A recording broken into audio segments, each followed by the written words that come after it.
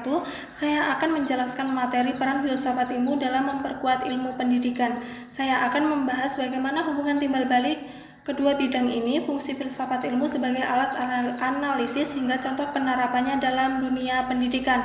Yang pertama, peran filsafat ilmu bagi pendidikan. Bagaimana filsafat ilmu mengawasi dan memperkuat eksistensi, keilmiahan, serta nilai dalam ilmu pendidikan. Pendidikan bukan sekadar kegiatan mengajar dan belajar, melainkan sebuah sistem ilmu yang harus memiliki dasar yang kuat.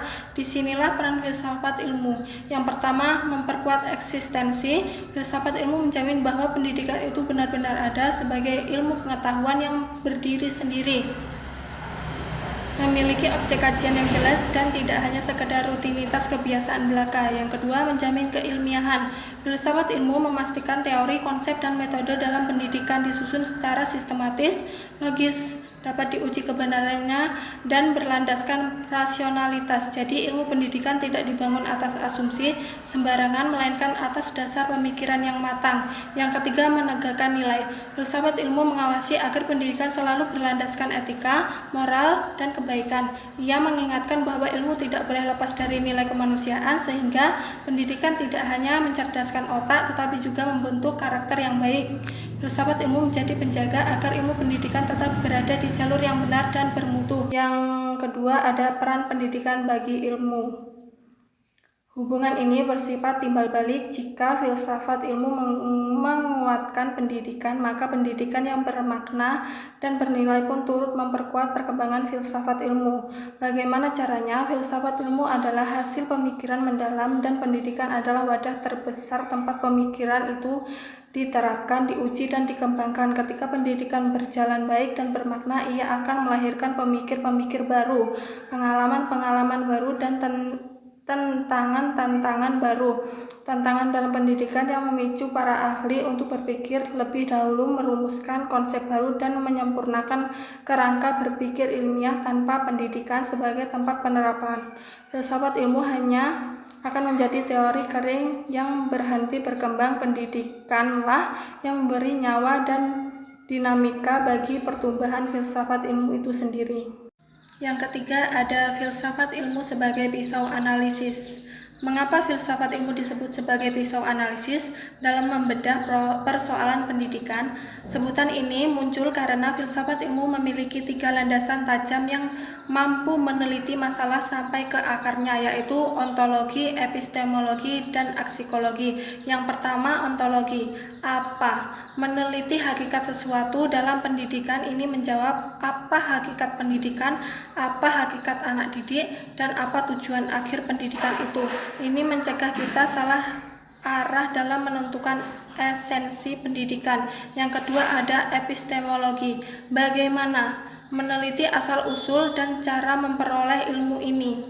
Menjawab bagaimana cara menyampaikan ilmu, metode apa yang benar, dan bagaimana cara kita memastikan kebenarannya ilmu tersebut. Ini menjamin cara mengajar itu sahih dan efektif. Yang ketiga, ada aksikologi.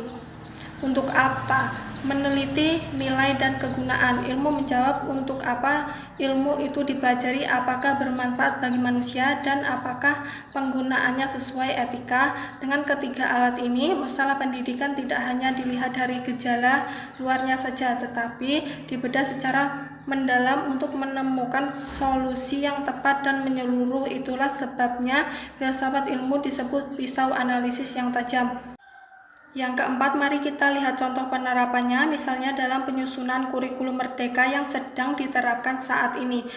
Yang pertama, ditinjau dari ontologi. Kurikulum merdeka memandang hakikat siswa sebagai individu yang unik, memiliki bakat dan minat berbeda. Maka pendidikan tidak boleh disamaratakan, melainkan harus memberi kebebasan dan ruang berkembang sesuai potensi masing-masing. Yang kedua, ditinjau dari epistemologi. Cara penyampaian ilmunya diubah, tidak lagi berpusat pada guru dan berceramah saja, melainkan menggunakan metode pembelajaran berbasis proyek, pengalaman nyata, dan partisipasi aktif siswa.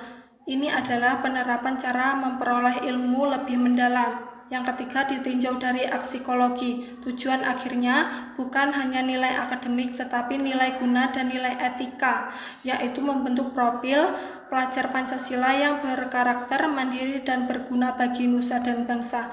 Contoh lain dalam pembelajaran sehari-hari saat guru menghadapi siswa yang sulit diatur dengan pisau analisis, filsafat ilmu guru tidak langsung menghukum, tetapi bertanya, apa hakikat perilaku anak ini, bagaimana cara mendekatinya yang tepat, dan nilai apa yang ingin saya tanamkan. Jawaban dari pertanyaan itu akan melahirkan solusi pendidikan, bukan sekedar hukuman. Kesimpulannya, filsafat ilmu dan pendidikan tidak dapat dipisahkan. Filsafat ilmu memberi landasan, metode, dan nilai agar ilmu pendidikan tetap kokoh dan ilmiah. Sebaliknya, pendidikan menjadi ladang tempat filsafat ilmu terus tumbuh dan bermanfaat bagi kehidupan manusia. Demikian penjelasan dari saya. Saya akhiri. Wassalamualaikum warahmatullahi wabarakatuh.